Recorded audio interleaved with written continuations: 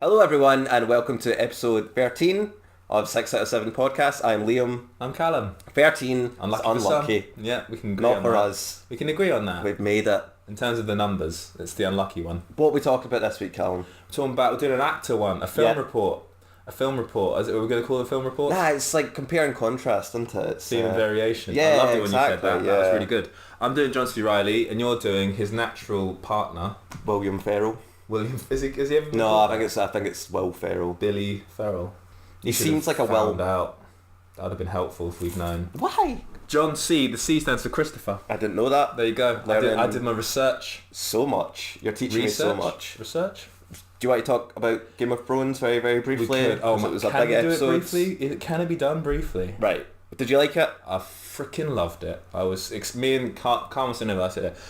We were talking throughout and I was so aware that we were talking and like just in like involuntarily saying stuff when we should have been just like silent appreciating it. Yeah, Stephanie was like excited. Yeah. She was watching it and she kept saying, "Who's that? Yeah. What's that? What's going to happen here?" And I was just like, because I'd read it all because we couldn't watch it. You straight read it after, before you watched Yeah, it? because we had to wait till like the... Fucking hell, Liam. Why do you do that? I don't know, because I'm like, spoilers don't bother me because I'm going to watch it. It's the same way Avengers. I read the Reddit like, I know. and I was like, But I don't understand you, man. I'm a But carry on, I'm odd trying guy. to be brief. You're an odd guy. But I liked it. I didn't like the first like 20 minutes No? because I couldn't see anything. It was very dark. Carmen said that we had to we fiddled with the contrast on the television. Did you watch it at night? Evening time, yeah, evening time. Dusk? There was very little natural light coming in. Okay. So that contributed. But I mean, it was the long night, guys. It had to be dark, let's be honest. Yeah. If it had been really bright, it would have been silly. It would have been weird if it was during the day, I suppose. But yeah, it was... loved it. It was Some of it was hard to watch, I would say. That, like, not as in, like, Fiona dying, but, like, literally hard to see what was going on. That was really dark when Bran was like, yeah, you did well, thanks, mate. You're a nice man. Yeah, like, cheers for killing yourself. Appreciate it. Like, that was a bit... Can you see the future? It was a good ending. It was a good... What was he doing, by the way, with the Ravens? Was he just...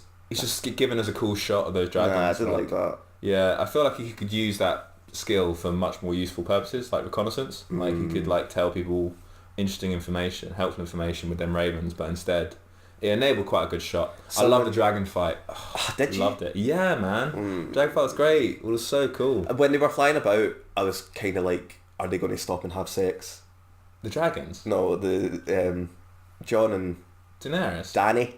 Like in this episode? Yeah, because the battle was happening. And they were watching it. It was deep into the battle and they were just like flying about, like Yeah. intertwining, and I was thinking, what's the plan? But obviously they were just looking for him. And I think they were also supposed to be like they were going to light the trench, which was a silly idea. Yeah, because like they why would you use a dragon fight to light a trench when you could easily light a trench any number of Well, ways? they tried to do it, but it was too cold. It's too cold, but then Melisandre used her weird power. She spoke to the woods. She had a chat with the wood. It was really cool when she set all the Dothraki swords on fire, but Exactly. idiotic that they charged in and made no sense at all. Why would you send your No, cavalry? let them come to you. Yeah, why would you have your cavalry fuck off way off on the side and then you use them to try and... You flank it. Yeah, that didn't make any sense at all. Yeah, I don't know. It enabled a cool shot again, but... I just wonder how it's going to translate to the books. Or book. This is so many questions, man. So many questions. George, hurry up, please. Don't die. Well, I'm not going to read it, but I mean, I assume people would be very, very upset. Yeah, I think... I wonder whether Arya will be... This is the major spoiler. I wonder whether Arya will kill the Night King in the book. Because the book kind surely. of... The book leads you to think that Jon is really like he's the one. Yeah, apparently when he was shouting at that dragon, he was doing something. I read that. Like, He was doing what? I didn't read the article, but I read that was the headline. Here's your headline. Jon Snow wasn't just shouting at a dragon. He wasn't. Oh, He was talking dragon to it. Oh, I don't know. he was talking I don't know. Liam, don't throw these things at me. I think about Don't Game throw of Thrones these an theories. awful lot. I do. I like it, but it's that way. I'm the same with like Harry Potter. I don't get the whole people with tattoos of it and stuff Obsession, like yeah, that. yeah, Like yeah. Star Wars tattoo, you're the rebel You sign do on your that? body. No, but you know what I mean. I get it. You understand? Like, I'm you deep understand within it. You're right, but Game of But Thrones. You Game don't of understand. Thrones and Harry Potter and stuff like that, I'm a bit like. Yeah, but you can. I like it. You can abstract the idea of it. You just say they like that as much as I like Star Wars. Boom. There you go. Easily done. Empathy. I think the next episode will be like some downtime Yeah. because you can't. Some processing the grief. Yeah. Yeah. And then it'll pick up again because they've got what? I know, like they'll have like 3 hours left. Yeah, well, I don't know in terms of minutes because the episodes are getting longer, are they? What, so do you think the next episode will be longer? As long, if not longer. I'm not sure. I'm not sure. Spicy. That's a spicy meatball. I wonder. Anyway, it's bloody good. Right in. Someone's got thoughts on that. Someone must have some Somewhere. thoughts on Game of Thrones, but I've heard them all throughout the week and work. Everyone just liked the episodes. Right, but like, what about the episodes did you like, and like, what would you have changed? And do you think, I don't know, Beric Dondarrion's death was a bit like Christ-like? What do you reckon about that? What's the deal there? He was kept alive 9 times or whatever, just in order to stop her from dying that once. How weird. I don't know. I don't have many opinions on that, but Melisandre, what's the deal there? That was pretty good. Well, when she just fell down. Davos should have. I've fallen and I can't get up. Yeah, Davos should have shot him. I reckon, shot her. I see when she came back in it and she looked at Arya. I looked at Stephanie and I was like, have they even met before? I had no idea. They met once, I think, when Gendry got taken from the Brotherhood without banners. She saw her then and she like had like a look, I see green eyes, I see blue eyes, I see whatever in her. But it was literally one encounter many years ago. Inside Llewyn Davis, I rewatched. You rewatched it? I love it so much. You prefer it now? Yeah, it's incredible. I don't even know what I was thinking about. I'm glad you've come round. Because I watched it myself and I was like, I like it. Yeah. It's okay. And then I kept thinking about it and I kept listening to the songs. Yeah. I bought the CD. On Spotify, the soundtrack's only 3 songs. Yeah, the CD I've got has more. I haven't got it with me. I'm going to London. I'll bring it up. I'll bring it up. Lend you. Yeah. And it's very, very good. I would highly recommend it. It's be good. I think you make a good point there about him sounding too modern. He's like, compared to all the other people around him and all the other artists around him, he is ever so slightly different, and maybe modern is what that is. But his idea that he is special and unique kind of plays out in his music. Yeah, I don't know if he's meant to be ahead of his time. Yeah, maybe. Or like I don't know. Like those songs that he sings are old. You can listen to the original recordings of it like on Spotify. They are old folk songs, you know. But Please Mr. Kennedy is a song, but it's not the same. But it's very, very similar. But it's like different lyrics. Right. And that was T-Bone Burnett as well. I was looking at that. Like that did he was the sound whatever. He was the music supervisor. I think he is for almost every Coen Brothers film. Oh, it's a smart guy. Information. It's a smart guy. It's good. I liked it. I'm glad that you've come around. I really like John Goodman's bit in it as well. Yeah, he's just a prick. Yeah. Well, I think he dies, so... Yeah. Spoilers. John Goodman turns up and then he dies. And also, I watched a film today called Michael Inside, which is on Netflix. It's an Irish film about a boy that he kind of makes a mistake and he goes to prison for like 3 months, and it's just about that. It's really dark and depressing, but it's like an hour and a half, and it was really, really good. And don't watch it if you want to be happy. I would say it's very, very sad. I'll watch it. But it's good. That's no reflection on my mental state. Just more that you recommend. You don't want to go to prison, do you? I'd rather not. Yeah, if I could avoid it. He's pouring a coffee. They get coffee in prison, I hope. Yeah, I would assume so. They had TV, so. Can't have coffee. They got TV. Coffee and TV. Well, you had a kettle. Your basic, right? That's a bad bit in it. Oh, cool. Well, is it just fresh out, or are you just like... No, I think it was 2017, but I just seen it last night and finished it this morning. So it's strong recommendation. Oh, thanks, Liam. It's definitely not... Sometimes you see films and you're like, prison doesn't look too bad. And then you watch things like Starred Up. You've seen Starred Up? I loved Starred Up. Starred Up's really good. And you're like, cool. Oh, wait, it is. Yeah. It's fucked up in prison. And it's getting worse. Let's not get too political, but it's getting worse. Don't really, yeah. Funding's getting cut. Okay, let's move on. Will Ferrell and John C. Reilly. Prisons into Get Hard. What a fucking terrible Will Ferrell film. I really like that film. You like that film? Yeah, this will be the essential contention. Look at those spikes. The essential contention will be that Liam is a big Will Ferrell fan, and I wish him nothing but sore knees and a bad back. This is what I have, a bad back. My back's sore right now. I wish Will Ferrell that. I don't wish you that. All right, okay. I think this episode will be a lot about you talking about like Magnolia. I've got Magnolia, yeah. What's the one about Scientology that he's in? I don't know about that one. No, is it The Master? Is that not about Scientology? I don't know. The Master? Is John C. Reilly not in that? I don't know. Someone write in. You should have looked this up. I don't think you did. They didn't strike me. The Master, no. And I think it'll be a lot about Calum talking about high art. And me just being like, high art. I love Anchorman and I love Step Brothers. I love Anchorman. Blah blah blah. I love Anchorman. So Liam kindly lent me a DVD to watch, like a collection, the Will Ferrell collection, Other Guys, Talladega Nights, Step Brothers. Did you know, audience, that Talladega Nights is like 2 hours long? Good. Who's got Should time? be longer. Who's got time for that? Talladega Nights is fantastic.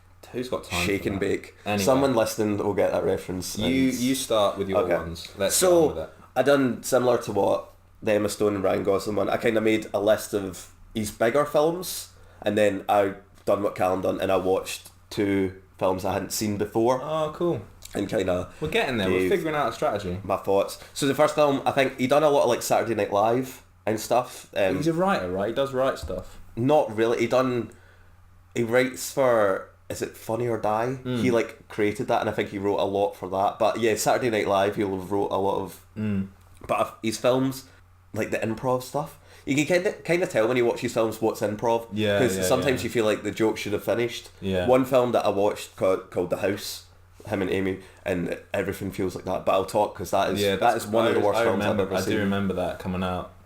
But anyway, we'll move on. I'll get it because we'll get there. literally my You're last going through film. a time you're starting in the future, not the past. So the first, like from Saturday Night Live, I'm not sure if this was a character that he'd done on it, because I know like Night at the Roxbury, that was like a sketch that they were like, let's give this a whole like 90-minute film. But Austin Powers, which Right. I enjoy, Feel strongly he's about. the character that won't die. Have you seen Austin Powers? Yeah. I kind of remember Love him it. in it. Like, Love it. Yeah. He falls, he gets like into the, so they're all sitting at like the boardroom, and Dr. Evil's got the buttons, and and he, he like, presses sends it, them and he's down. into like the fiery pit, and he's like, I'm very badly burned, and then someone comes in and shoots him, and he's still very funny, Right. very very good. Excellent. From that Night at the Roxbury, which I don't like, it's one of these ones that's like always regarded as, if you read like 10 best comedies, not 10 best comedies, maybe it wouldn't reach the top 10, It's top. top 50, and it's always in there, and like I don't think that What's it about?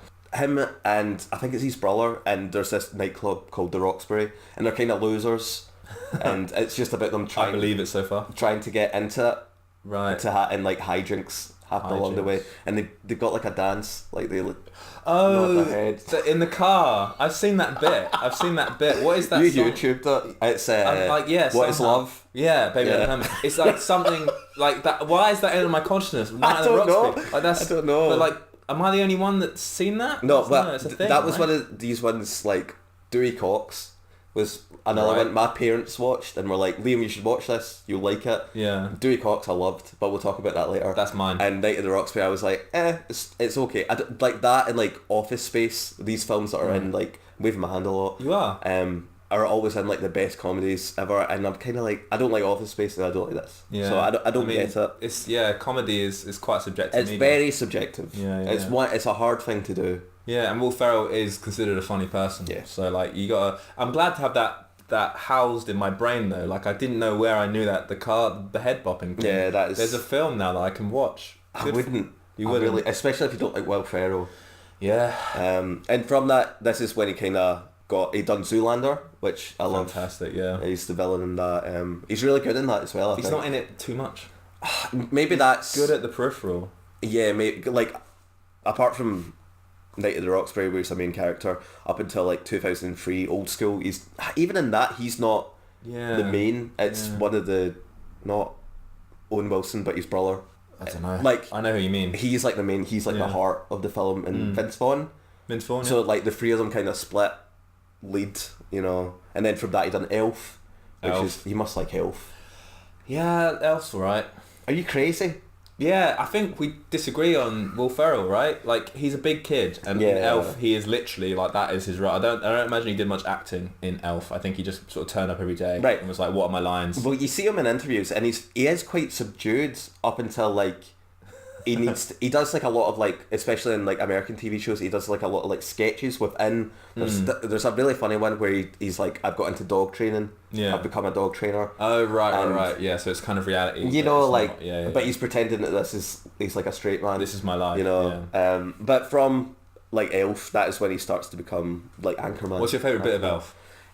We can't not just drift past Elf like that. Elf? I really like the breakfast scene Yes. where he's like, I made you breakfast, and it's spaghetti. Yeah. And no, he says, I've made you breakfast. He gives her spaghetti and puts maple syrup on it. Yeah. And then he's Wasting food. I've done your lunch as well. and he holds up a big bag and it's spaghetti. Yeah. I really like that. And then the bit he makes like Pop-Tarts and that and scrunches it all up and then actually eats it. Yeah. So he's all about the laughs. What a genius. What about you? What's your favourite part of Elf?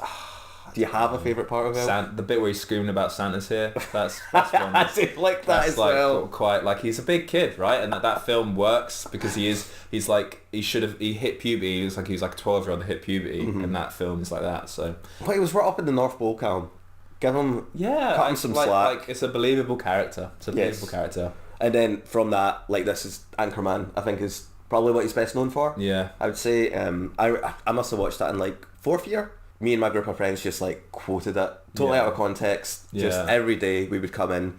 And have you seen it? Yeah, I've seen it. It's, I know, but you don't. Do you not like it? No, I liked it. It was fine. It was fine. Maybe watching it at that time, at that age, you do kind of like you appreciate his childishness and like him being a kid in an adult world. It's kind of funny. Like I really like Paul Rudd's character in that film. Yeah, I like the thing about Will Ferrell is that he but like he brings very interesting people into the circle. Like there is like a circle of people, funny people, and like I like those bits where you kind of catch people from the side, where you get like, oh, that's a really funny line, and like he's not even in anything to do with it, but he's brought those people into the film. It's good. I think they're all. He's not a main character, and that he is. He's so like for you, I get what you mean. Like you prefer him. Like the whole bit with the jazz, whatever, and he's playing the jazz flute, and it's like this long protracted thing where he's like doing this, and everyone's in love with him or whatever. It's that's like, probably the weakest part of the film. So odd. I really like the bit when he's like, I'm so not prepared, and he pulls out his sleeve. Yeah. That's funny. Yeah. To me, that's very funny. I think they could halve the length of that and then done more Paul Rudd or like done more of anything Paul else. Rudd gets enough in it, I would say. I'd say. Fair. And I really like. Anyway, carry on. Right, because I've got a long list. Yeah, we're 18 minutes in. So from that, he done Starsky and Hutch, so he's in it a little bit.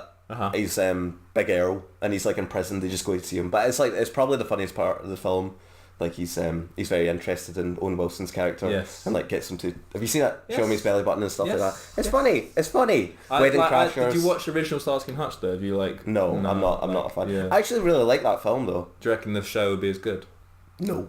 Probably not, yeah. It's probably very like 70s, very. Yeah, and they've updated it, and like will have got lost in translation when you go back. It's a good one. It's just a nice little. It's like the Italian Job remake. It's like just easy to like watch. That, yeah. It's like that. Carry on. Wedding Crashers again. He's just in it slightly. Never saw it. It's okay. It's got a bit of heart and it's got some humour as well. Vince Vaughn's really good. Do they get married at the end? No. No. Oh no. Bradley Cooper's in it. Oh right. It's like the horrible boyfriend, and he's funny. Yeah, because he's like a crazy fuck. Quite funny. Yeah. From there, Kicking and Screaming, which is like more of like a kids film. And you've seen all of these? Fucking hell, man. Yeah, man. Good for you. Kicking and Screaming, I really like as well. It's a kids film, but Explain it to me. It's right. So, Will Ferrell and his dad's like super competitive, and he owns like sports shops. Will Ferrell works in like a vitamin store, but that's never really spoken about. But Will Ferrell starts to coach his son's soccer, because it's American. Yep, of course. Team. From there, he gets really into it, and he goes against his dad basically. But it's just him screaming at children, which I'm like thumbs up. Yeah. Good stuff. I bet it's really fun on set when he's there. Yeah. Like I bet it's so much fun like when you're actually in the physical presence of this person. But then you have to watch it on screen and it's like, God, this doesn't look like as much fun. Right. I can understand why it's like Ricky Gervais. I love Ricky Gervais, but I can understand why people wouldn't. Yeah. It's not everyone's cup of tea because he is obnoxious. He's starting to grate like what with Afterlife. We're not going to drift into Afterlife because what's the fucking point? But Stranger Than Fiction comes after. That's 2006. I've seen that and I really like that film. I'm going to say that film is one of my favourite films. I'd seen it before but years ago, so this was one like I rewatched for the episode. Yeah, it's good. I've got some notes on it. It's good. Give us the notes, man. I can actually engage in a conversation about this. So Mark Forster. Sure. Directed it, who done like World War Z and Christopher Robin. That guy's career is just all over the place. He done Monsters Ball as well. Good luck for you. Good luck to you, man. Yeah, he's done Quantum of Solace as well. It's just like all over the place. Cool. So Will Ferrell's in it, Maggie Gyllenhaal, or Gyllenhaal, however you say it. Yep. Emma Thompson, Dustin Hoffman. So Will Ferrell, he's like a everyday schlub. Schlub. Is that a phrase? I think is it shrub or not shrub? That A shrub no. is a small plant. And he's just kind. Schmuck. No, he's not a prick. That's Is that that's what that means. is? Yeah. Really? He just kind of goes. He's I want to say an accountant or Yeah, he's got like a generic job and a generic life, and he counts how many times he brushes his teeth. IRS man because they all call him tax man when Yeah. So he's just got a kind of it's a bit Truman Show esque. Okay. It's got kind of vibes of that. He leads like a boring wee life. He's a wee lonely life, and then Emma Thompson, who's like this great author, but she hasn't done anything in 10 years, is narrating his life. But She starts writing. he's brushing his teeth, and then it's like she says he counts every brush stroke, and he's like, who says that? He's hearing it in his head. Yeah. So this is where it starts. He starts to think, who's narrating my life? What does this mean? Then he goes to see Dustin Hoffman, who it was really weird to see in a film because obviously since all these sex stuff, he's so good. I forgot how good he was because I've not watched him in something in a while. Yeah. He's like a professor, right? Yeah, he's a professor of literature, and he starts to work out who it could be, and he meets Maggie Gyllenhaal, who he needs to audit because she's behind on her taxes a baker or something like that. She's great in it as well. She's really good. It's a really good film. Dustin Hoffman basically says to Will Ferrell, start living your life to its fullest. So he does. He's like starts a relationship with Maggie Gyllenhaal. It feels the story feels like you've seen it before, but it's actually really original. No, like that's cool.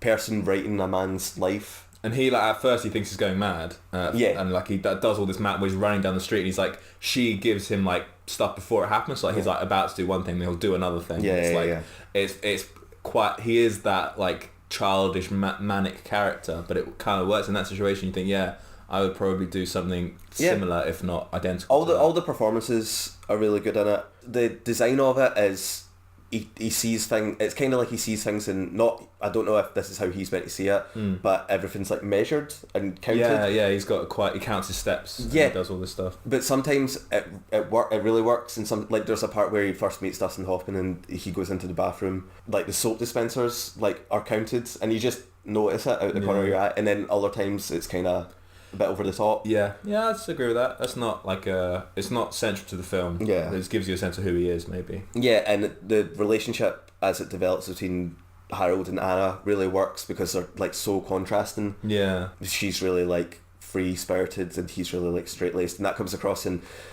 his apartment is really minimal. Is that the word? Yeah, minimalistic, and his workplace is really like sterile as well compared to like her bakery. Is just it's kind of like everywhere. Yeah, it's a mess, and there's flyers all over the wall, and her apartment's the same. Like she's just got a guitar sitting, and that's one thing. Like he wants to learn the guitar, and there's this scene where he like plays her a song. Yeah, not a very good song. Will Ferrell keeps like singing and dancing and stuff, and it's like it's great. About? That's what it is. And then she sleeps with him on the basis of that performance. Yeah, that it feels believable, the relationship as it develops, but also like progresses really, really quickly. And it's a film; it has to go quick. I suppose for like an under 2 hour film, that like. Is it? Should we spoil the end of that film? Or no, I would. I think watch it. If you're interested. Yeah, it's a good one. The way it plays out. The only things I didn't really like. Will Ferrell's quite hard to take serious. There's a part where like she stops narrating because she's got writer's block because she doesn't know where to take this character. They live within the same city. They live within New York as well. It's pretty weird. Is it New York? It's some city. I don't know a big cities. American city. Philadelphia or maybe. Yeah, and he's like East Coast. He's trashing a room, and I was laughing. But then this dramatic music starts, and he's like, Kleenex against the wall, and he like throws it, and I was laughing. But then this dramatic music, and I was like, is this meant to be serious? Yeah, like what? Yeah. In the script at parts, when they first go on this kind of date, and he keeps saying, I just want you. He keeps saying it to her, and it was quite cringy.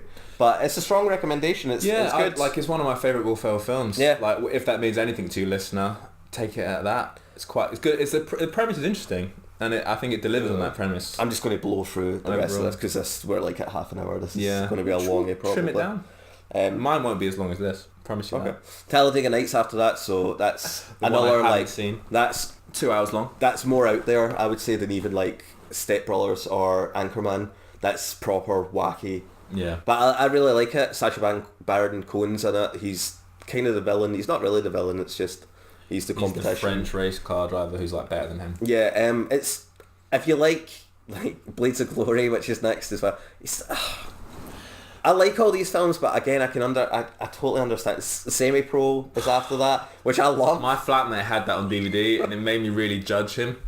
And I've only recently, I was talking about doing this podcast because it's Carwin, and it was like, I'm out on you, Carwin, you own that on DVD, and I couldn't believe it. I love it. I was like, love me sexy. I like you, Carwin, but why have you got this on DVD? Why have you gone out and bought this on DVD? He hasn't got it anymore, but it made me really... did he like put it in the bin? I don't know. I think he probably just gave it to charity or something. Step Brothers is after that, which is another one. He's probably I love it, but sometimes they seem like they've got something wrong with them. Yeah, I think it's the child thing, and then being really brash. Like that is how it like manifests. It's done really well. Like they are big kids, and that is a story about 40-year-old man. That haven't really developed. Failure to launch with Matthew McConaughey. Exactly.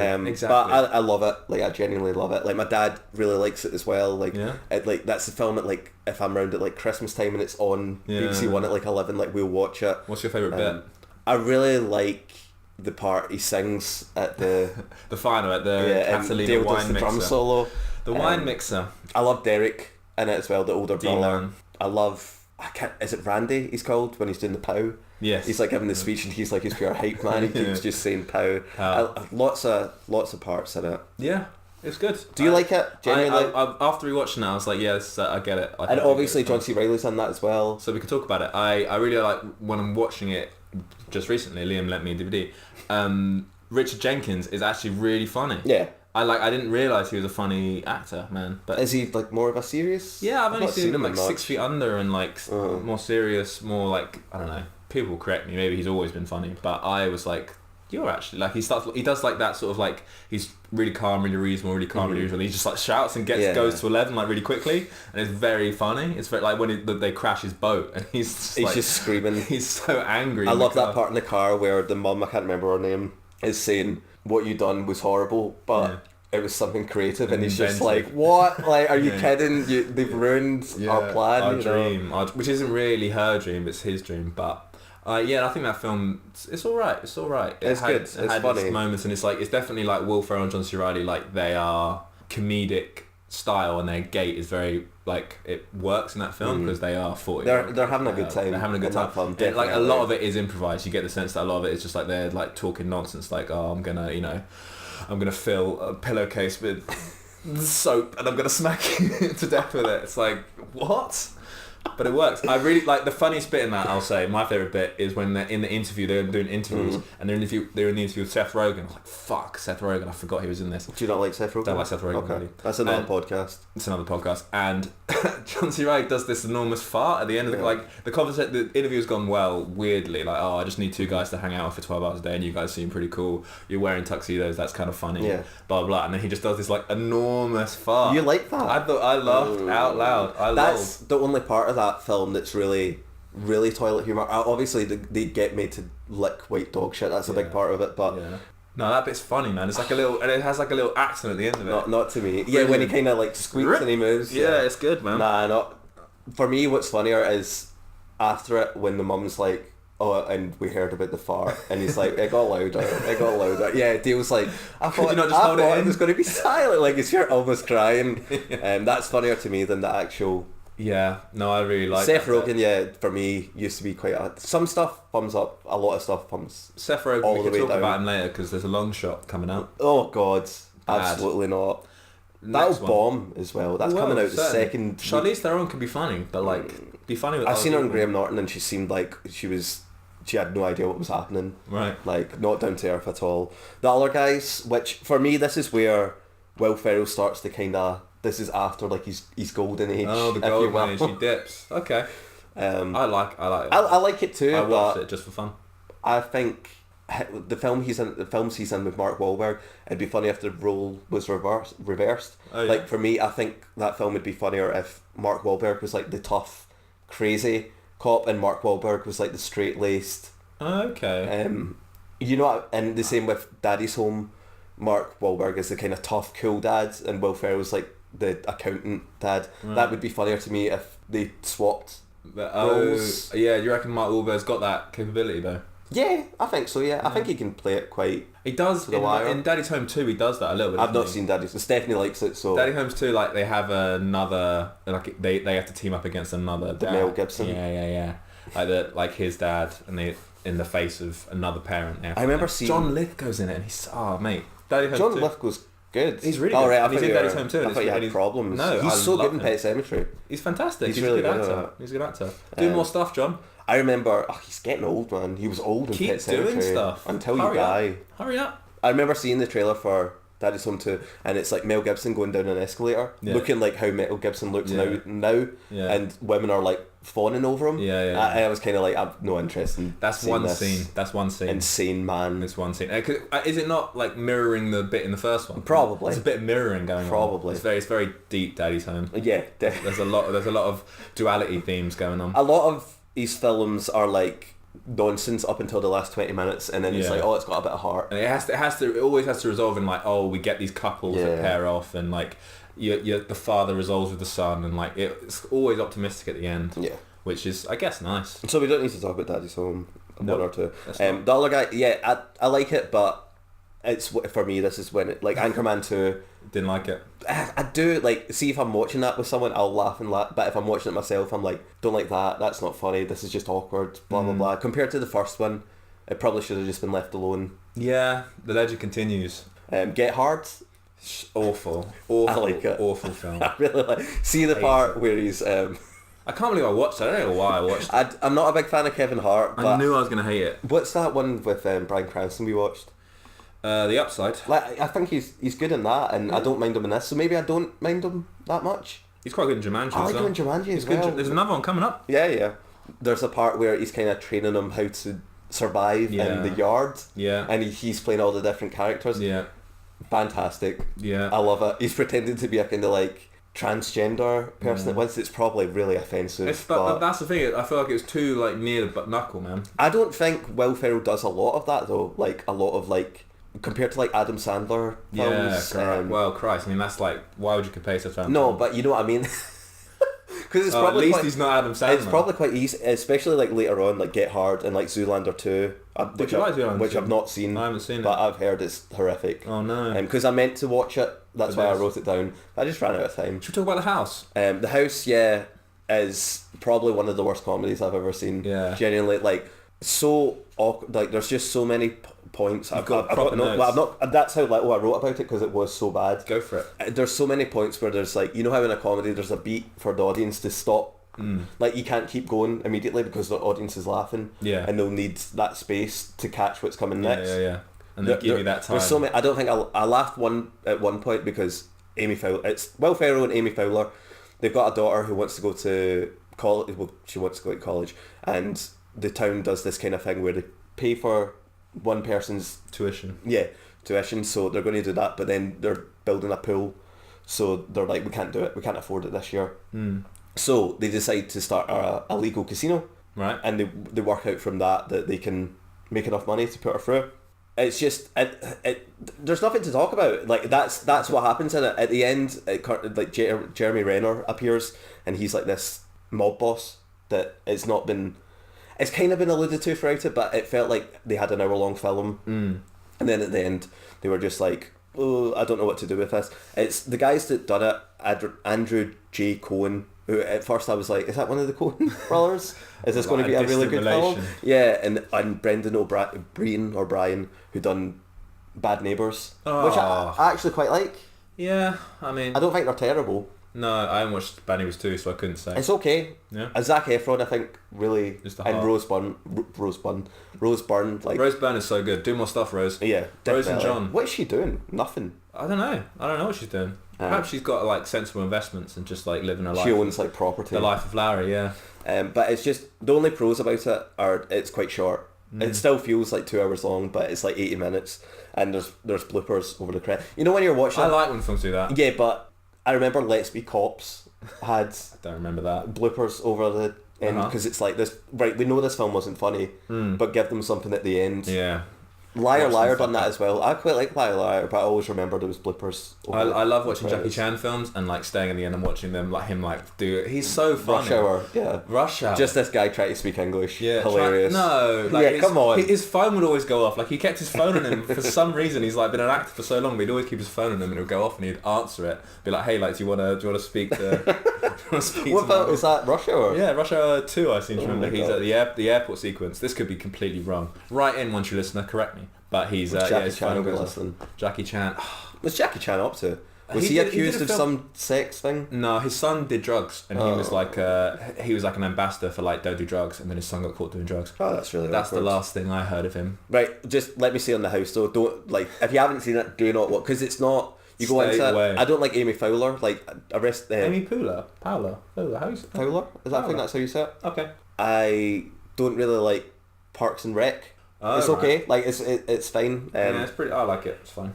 If you like either of them and you go in thinking, oh, they're together, it's going to be really, really funny. Yeah. Nah, not so much. It comes Seems like like a weak premise. Nick Kroll. Do you know who that is?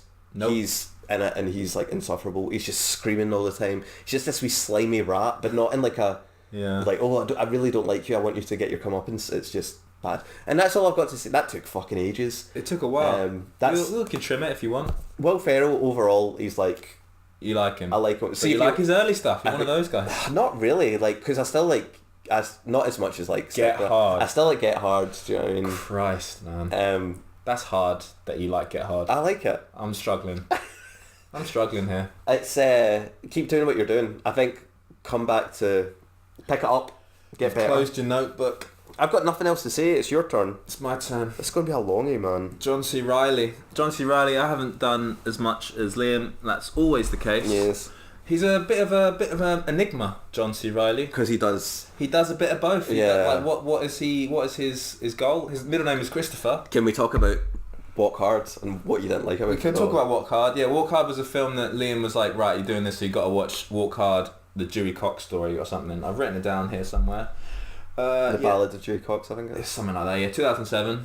I missed it. I don't know how. I think everyone did. Written by Kazdan and Apatow. Judd Apatow is in like a lot. Like when you look at these films, actually, he's in and around a lot of these films. Superbad, 40-Year-Old Virgin, stuff like that. So like he's got a market. It's Reilly, Jenna Fisher's in it, Tim Meadows, Kristen Wiig's in it, and it's kind of like a parody of the biopic. It's a lot like Johnny Cash. Walk the Line had come out maybe the year before. Yeah. And it's a parody on that. It's a parody on that, and it's a bit of parody on the Ray Charles story as well. Yes. And it's Dewey Cox is like this sort of like the film is framed in that he's doing this big award performance, like a Lifetime Achievement Award, and then he's like Dewey Cox has got to think about his whole life. He's got to think about his whole life before he does a performance. Love and it. it cuts back Love to it. his life, and you kind of get that like he's struggled in the early like post-war era, blah blah blah. He cuts his brother in half. Like, Love it. what is that about? Cool, funny. Dewey, you cut me in half. I've been halved. It's like, okay, all right. So Do you not love later when it's Jonah Hill? I hated This it. is what I would have looked like. He's like an amazing pianist for whatever reason. Like I guess it's quite knowing in its biopic kind of the beats. It hits all those beats, but I don't know. But again, he has such good people around him. Like they get so many good like Kristen Wiig is so underused in that film. Yeah, she's but- really really funny. But you only hear her down the end of a phone like holding a No, baby. she's in it at the start. She's like, I'm Dewey's 14-year-old. 12-year-old, She looks like a 30-year-old woman, and she's like, I'm Dewey. I'm a 12-year-old girlfriend. Fucking hilarious. And the bit where he's like, I want to hold your hand. He does like a hold your hand, and then everyone's sort of like taking off their tops. And, like, this is the devil's music. I love that, right? When the guy just like, he doesn't know what he's doing, he just gets when he punches the priest. I was like, that was fucking weird. That was pretty good. But Jack White's in it as Elvis Presley. Jack White is Elvis Presley. Like, what? It's like, I watch that on YouTube probably like once every 6 months because Do he's you? just like mumbling. Yeah. And, oh, it's so funny. Frankie Muniz is Buddy Holly. Yeah, for some reason. Like the Beatles, Jack Black, Paul Rudd, Schwartzman something, and there's another guy. It's like great people, and that sequence with the Beatles is okay. I love it. Right, see, the cartoon bit yeah, is probably my bad trip. my least favourite part, but Yeah, that is one of my favourite comedies. It's every apart from the Beatles bit, I think it's like 99%. some of the songs are quite good. Yeah, they're really good. I like the subterranean homesick blues. Like this song is very deep. Song that he's talking about, utter nonsense, but it's pretty funny. And it's like anti-folk music. It's just it's whatever rhymes, and his bandmates are. It's like filmed at. I think that is a famous Dylan concert. He's in black and white. He's in the black and white. He's got the shades on. It's just him and an acoustic guitar. He's just talking, and he's like singing. Like listen to that. It's all on Spotify. So listen to it. And his bandmates are sitting at the side, and the bass player and the guitarist are like, "What is this about?" And the drummer's like, "You guys are idiots. This is very deep." Deep stuff. And his sort of experimentation with drugs, and like it's funny that the films that it is mocking, like to the extent that it's similar, like the fact that you happen to walk into this bathroom and it's like, I'm having this moment, and like now there's this the gateway drug is there, and like the films play out. You don't want no part of this shit.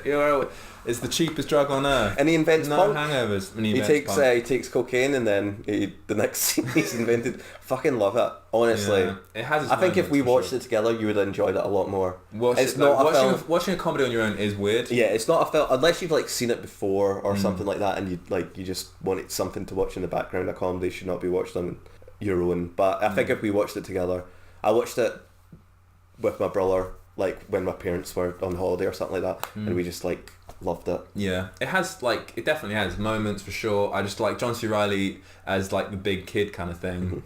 It works, I suppose, but I just don't know how much am I interested in engaging with that in this context. Like, sure, like you don't want no part of this, like the pills, uppers and downers. This is a logical next step for you. It's like like low hanging fruit, like it's a bit low hanging fruit. Cocaine, it turns your bad feelings into good feelings. And then like, he's just like laughing and nodding like It's I don't know. It's I don't know. Like it's not something to really be. It's a comedy. No, and it's a cool idea. Like we're gonna take the Johnny Cash story. Like, aren't these films quite stupid? And like here, like he goes into and he rips the sinks off the walls. Yeah. And it's like when he gets married for a second time, and he's running after Chris Smoke, being like, "Hey, wait." Puts his hand up, he's got 2 rings on. It's like, that's illegal, He gets married to Jenna Fisher, who's like the June Carter character, Darlene in the film, and they're like literally about to have sex, and his wife Kirsten Wiig like walks in. She's like, "You're already married," and he's like, "Yeah, is that not okay if you're famous and stuff?" Like it's just it's pretty on the nose. He's holding her like ankles by his neck, having this whole Frio conversation. It's just like, okay, fine. And when he's in rehab, he needs more blankets and he needs less blankets. It's those blankets saved my life. Will we stop gushing? Well, I stop gushing over this film. No, you can if you want. I mean, again, like John C. Reilly, he does like. I have been aware of him for a while. Obviously he's like but he does a lot of like good bit parts in lots of other films. I don't know what your high art comment was. I think that might have been a veiled insult earlier. No, like I just mean because he's been in Magnolia. Did you like Magnolia? I've not seen it. 3 hours long. Yeah, I've not seen it. You haven't got the time. I'm not going to pretend I've seen it. It's quite good, and he's quite good in it. Who is he in it? He's like, he plays this police officer that's like, he wants to help this woman who's addicted to coke out, and he does a lot of conversations like before he has the conversation, so he kind of like preps himself up, and he's quite winning, and like he's that kid, but he's like dialed back. He's like, he hasn't developed. He's too innocent for the world to be a police officer in like the modern world. You have to see some quite horrible shit. It's hard to believe that he would have done it and survived in it, but he is kind of weirdly heroic in it, and the kid component works.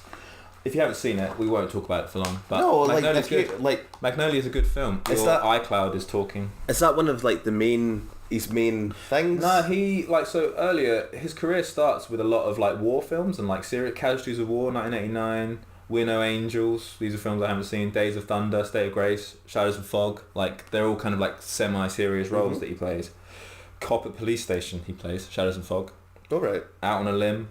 Hoffa. What's Eating Gilbert Grape? A film that I wanted to watch for this. I've heard about that, but I never did. It's pretty good. Do you like it? Well, I mean, I've not seen it in years, but it's Johnny Depp and Leonardo DiCaprio.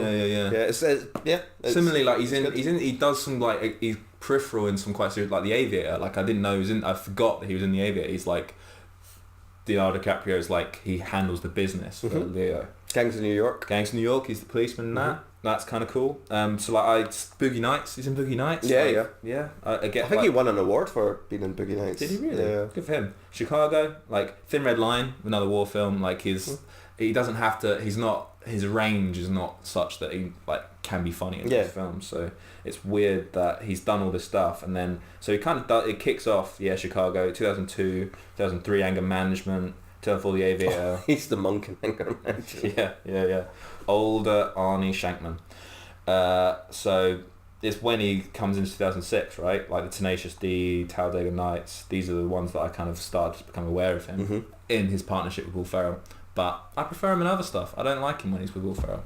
Not all in all. I think Will Ferrell's the funnier one when they're together. But I think he holds his own. He has to be like that sort of. He is the foil for which like other people bounce off in those films. Carnage, right? So I was gonna watch Talladega Nights, and we could have a long conversation about Talladega Nights. But I got in quite late last night, and I wanted to watch a short film. Carnage, 2001. Serious film, right? Serious. Roman Polanski. It's based on a stage play. 80 minutes long. Is Roman Polanski that rapist?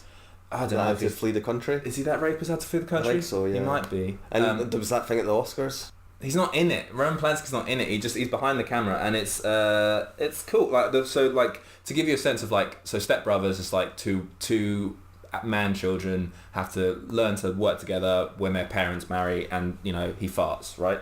This film.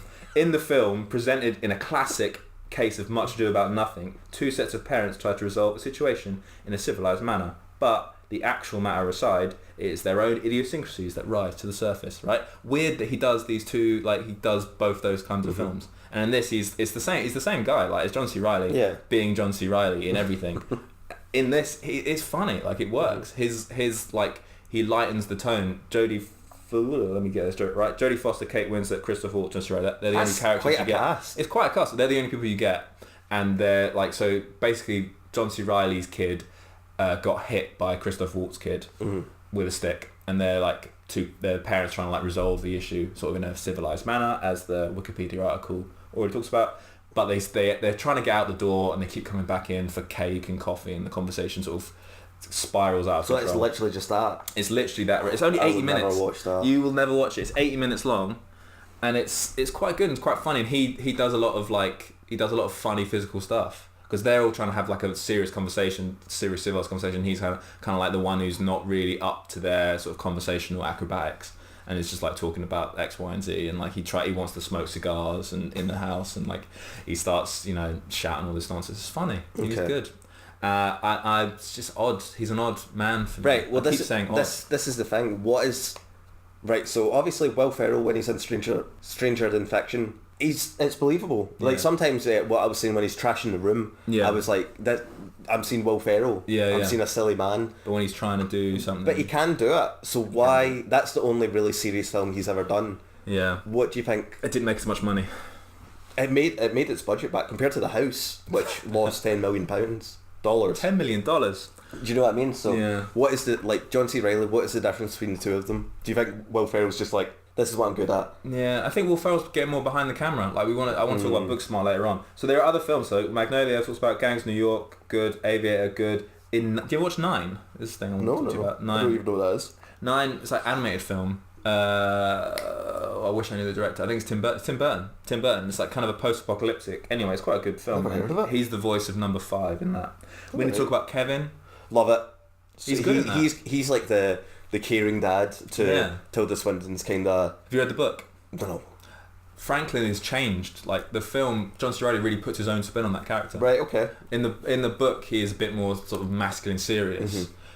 In the film, he's funny. Like it's John C. Reilly's spin, and like he's a big kid. He likes messing about. He likes and his sort of overlooking Kevin's obvious fucking issues. You know that way in a horror film where there's like two parents, and one of them can tell that there's something wrong, and the other one's just like, no, they're fine. Like what? They're definitely not possessed by the devil. Like he's very much. He does that. Yeah. That like once it cuts to ahead in time, and the daughter's got the eye patch on, and you're just like, he's such a fucking prick, but he's still like, oh, I bought you a bow and arrow, let's go out and have a weapon, you know, and like he kills him in the end. It's absolutely horrific. It's a very good film. So that the way that the film, you believe Franklin sort of he wants to overlook it because he doesn't want to believe that his son is capable of such horridness.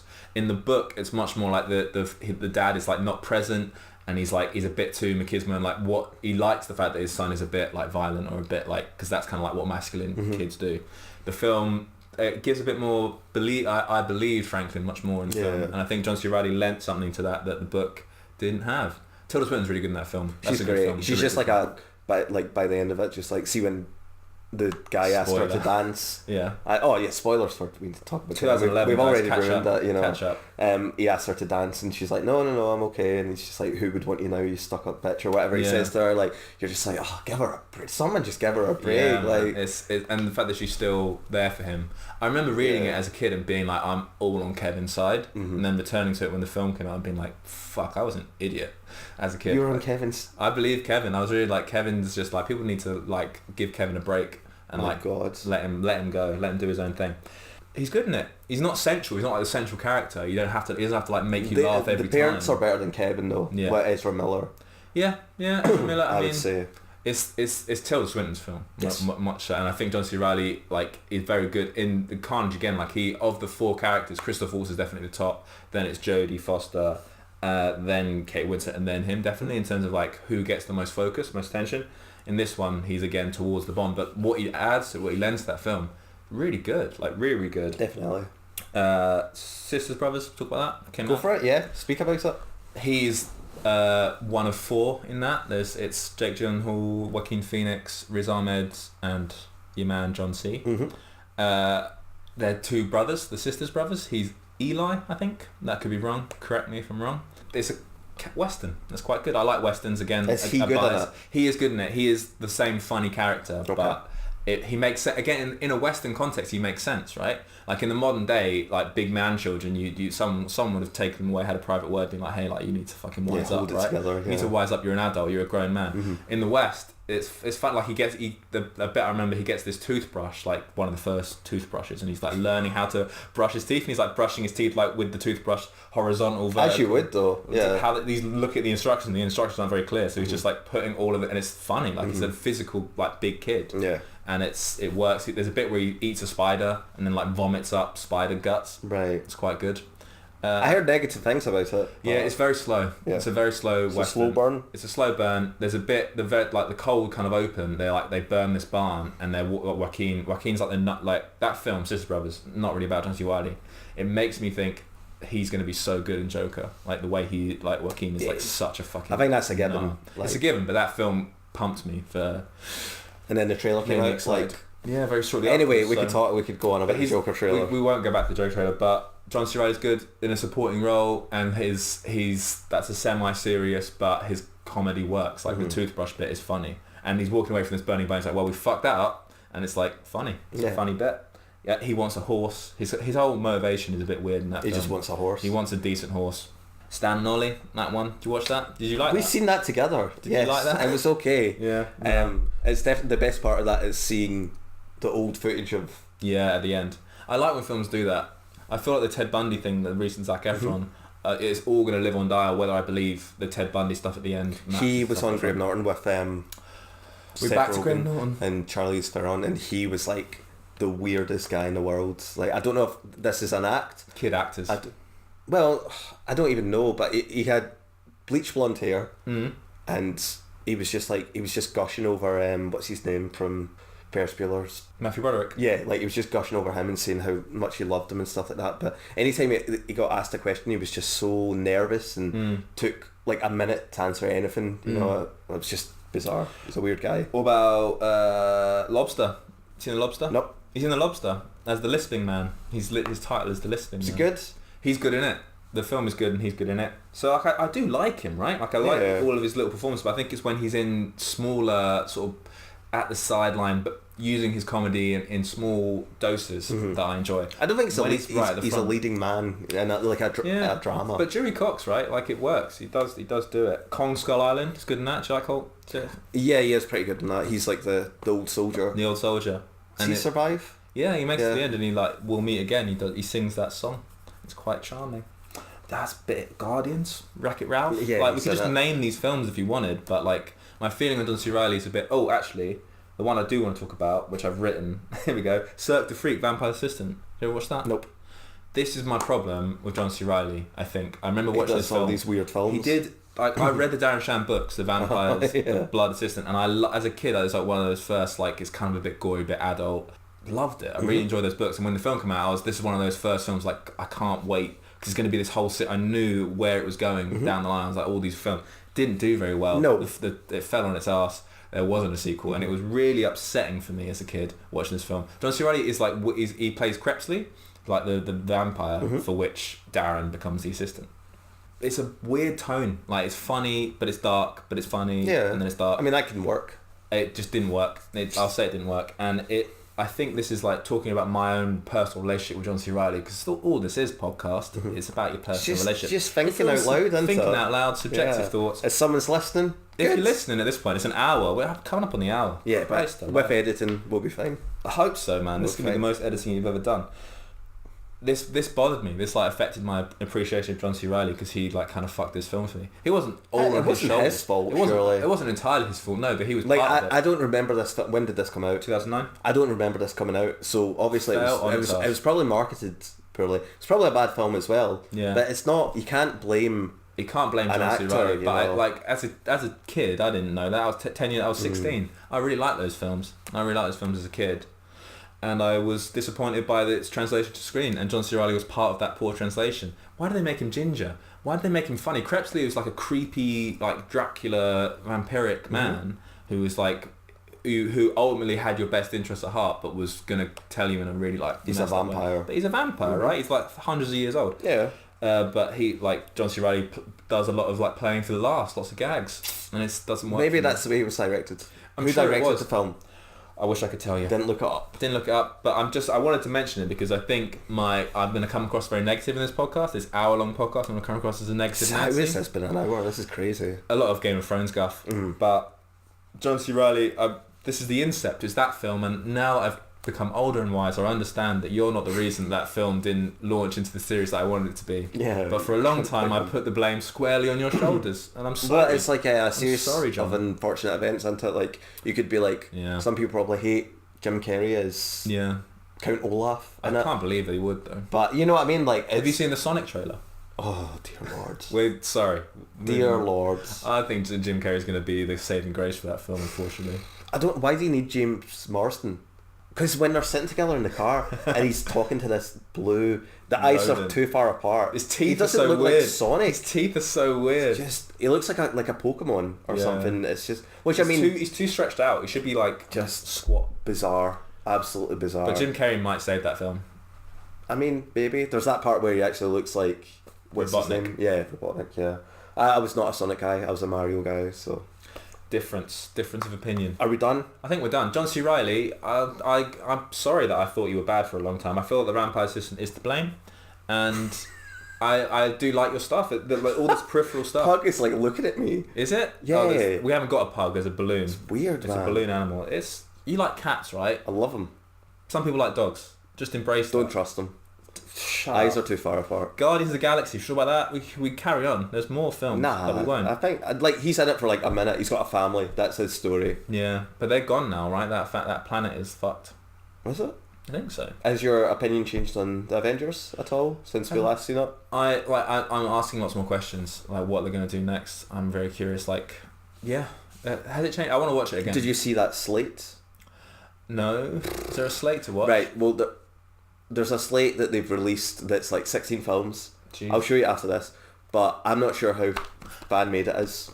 I want to talk about Booksmart. Very briefly. There's nothing to talk about. But this is Will Ferrell, right? I've been very negative Nancy on Will Ferrell as well, but this film, Booksmart, looks fucking great. I really cannot wait.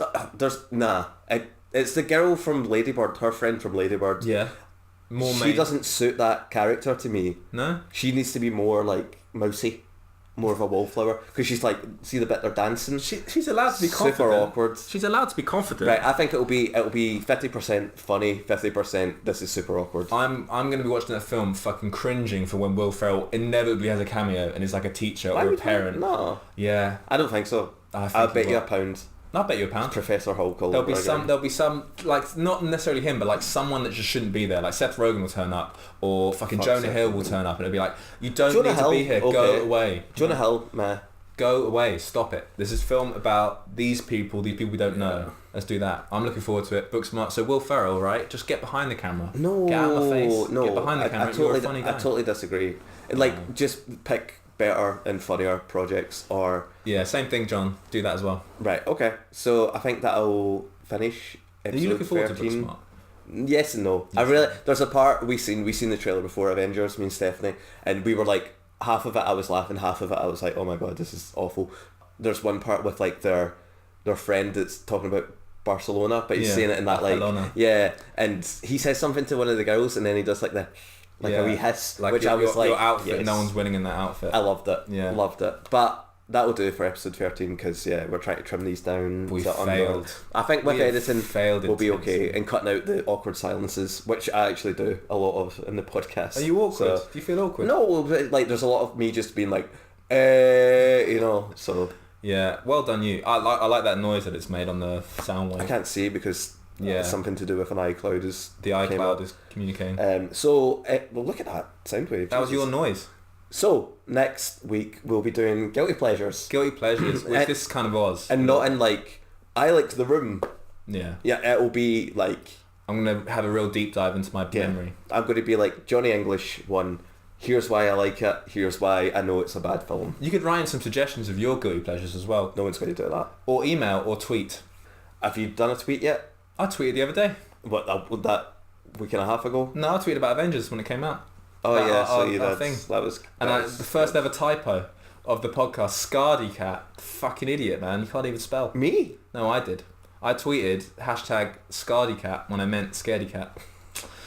That's that. You can't You can't unsee that. you can't correct it. You Yeah, can't I'm edit sure a tweet. 8 followers really They were cared about that one. disappointed. I think a lot of them are like fake. No, those like girls that are like Yeah. they're not real. Yeah, and she does. Do you read her tweets? The woman that there's a Nina whatever. Oh mate, kids write jokes. Nina is- Listen to kids write jokes. What do you call? What do you call an old?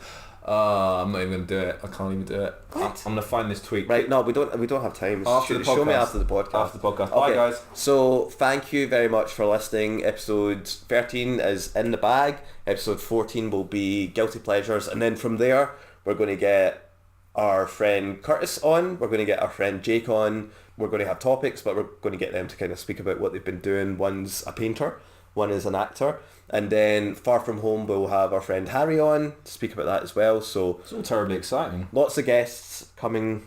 It's very exciting, yes. Yeah. So thank you very much. I've been Liam. I've been Calum. Ow. See you next week.